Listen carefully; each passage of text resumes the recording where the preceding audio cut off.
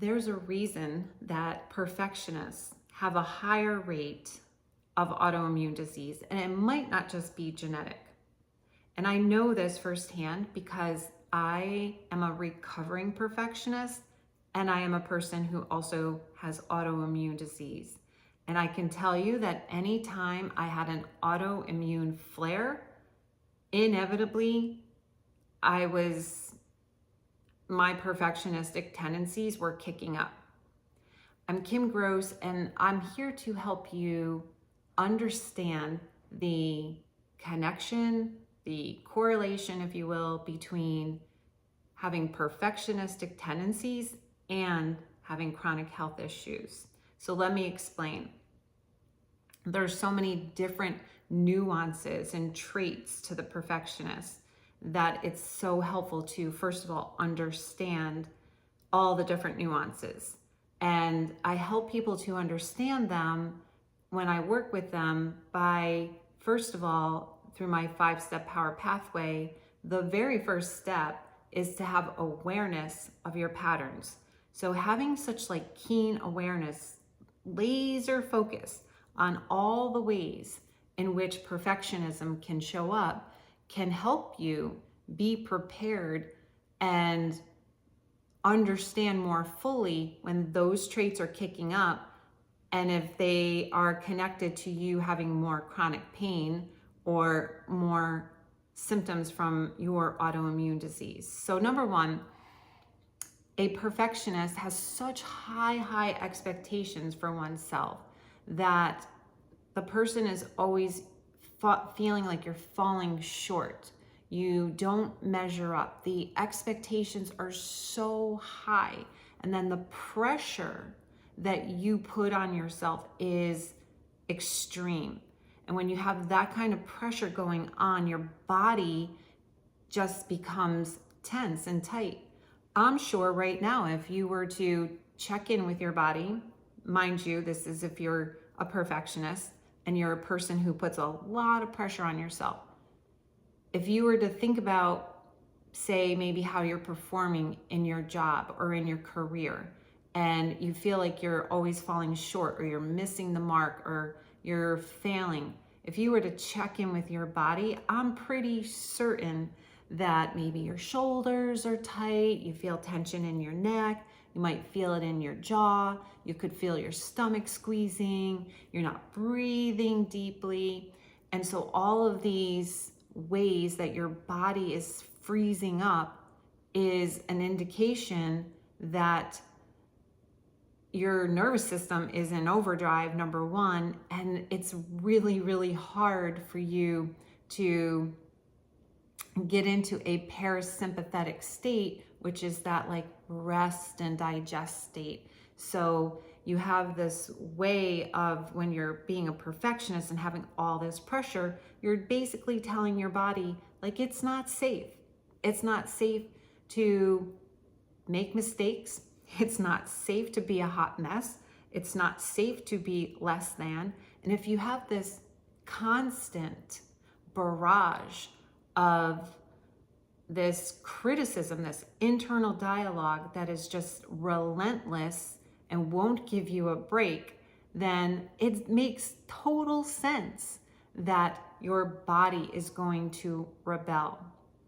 Another thing that a perfectionist does is one can go into all or nothing thinking, black or white thinking. And again, it creates this internal pressure. I have to be all the way doing something. I have to learn, say you're learning something new and you have to get it all right all at once.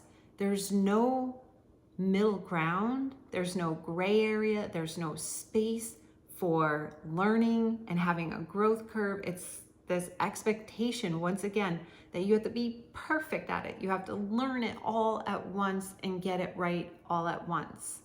So, for example, when I first started teaching 29 years ago, I no longer teach now, but when I was a brand new teacher in my early 20s, never taught before, and I was walking into a population that was more challenging. I was teaching the at-risk students. And I walked in there with my high expectations and my belief that I was going to connect with them right away. I was going to teach the concepts, they were going to understand it, and I was going to be an amazing teacher right from day one, right from the jump. It was like crazy, ridiculous now. And the reality was the students came to class late, they skipped class, they came in high, they fought, they disrespected me, they didn't listen to me, they didn't do their homework. And I kid you not, I went home every single day after teaching in the beginning crying, vowing I would never go back. Like, done, I can't go back to those kids. I can't go back to those teenagers. They're killing me. But the reality was, and let me just say this too, that not only did I go home crying every day, but after I went home, had dinner, and prepped for the next day, all I could do was crash on the couch. I was utterly, utterly exhausted. And I remember one time after maybe a few months of teaching that I had such IBS symptoms, irritable bowel, that I was curled up on my bathroom floor in a fetal position because I had such stomach pain. And one time I even ended up going to the ER.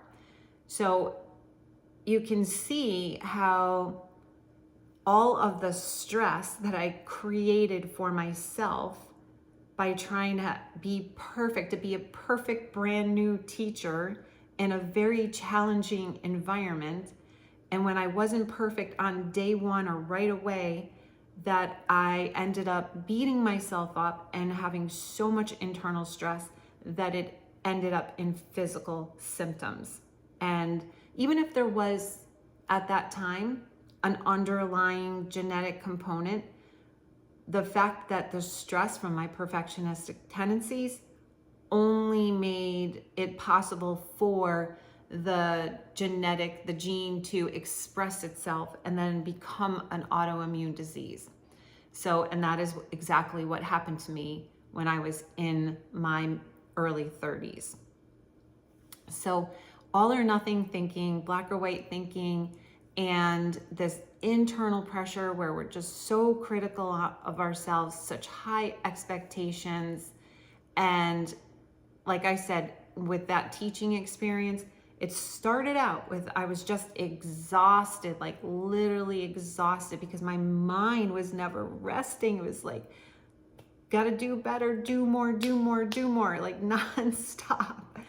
And then I had the digestive symptoms, and eventually I started to have more chronic pain, and as I mentioned, in my early 30s, full-blown autoimmune.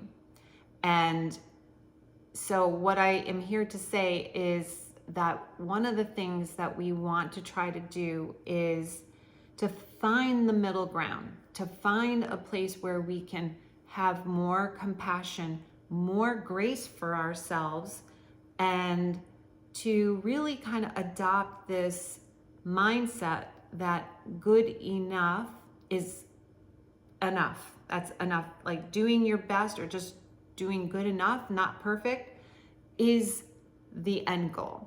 Now, let me say to you, I hear you when you're like, yeah, okay, sure, way easier said than done.